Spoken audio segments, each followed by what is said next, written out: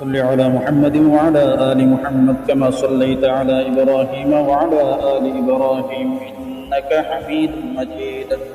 اللهم بارك على محمد وعلى آل محمد كما باركت على إبراهيم وعلى آل إبراهيم إنك حميد مجيد. ফাজাইল কোরআন থেকে পড়া হইতেছে। عن ابن عمر رضي الله تعالى عنه قال قال رسول الله صلى الله عليه وسلم ثلاثة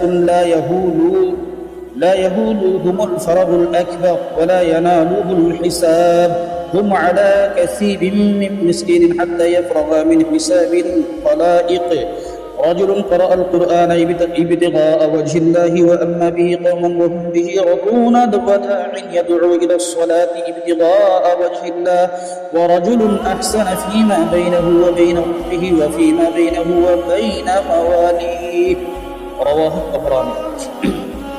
অর্থ হুজুর সাল্লাল্লাহু আলাইহি ওয়াসাল্লাম ইরশাদ করেন, তিন ব্যক্তি এমন আছে যাহারা কিয়ামতের ভয়ানক বিপদেও ভীত হইবে না, তাহাদের কোনো হিসাব নিকাশ দিতে হইবে না, বরং তাহারা মেশকের টিলার উপর আনন্দ করিতে থাকিবে, অথচ অন্যান্য মাখলুক তখন হিসাব কিতাবে ব্যস্ত থাকিবে।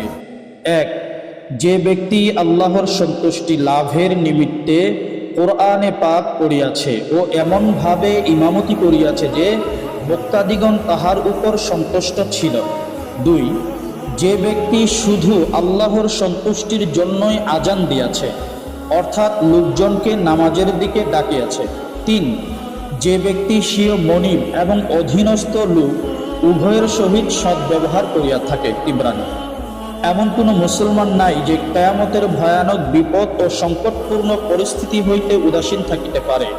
সেই মহাসংকটের দিন সামান্যতম শান্তির ব্যবস্থা লক্ষ কোটি নিয়ামত হইতেও অধিক আনন্দদায়ক হইবে।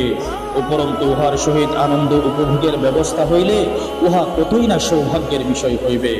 এবং ওই সব পাপিষ্ঠ দলের জন্য যাহারা কোরআন শিক্ষাকে অনর্থ এবং সময়ের অপচয় বলিয়া মনে করে, মুআজ্জম কবির গ্রন্থে বর্ণিত আছে, হযরত আব্দুল্লাহ বিন উমর রাদিয়াল্লাহু তাআলা আনহু বলেন, আমি যদি এই হাদিস হুজুর সাল্লাল্লাহু আলাইহি ওয়াসাল্লাম হইতে একবার দুইবার এমনকি 7 বার পর্যন্ত না শুনিতাম, তবে উক্ত হাদিস বর্ণনা করিতাম না।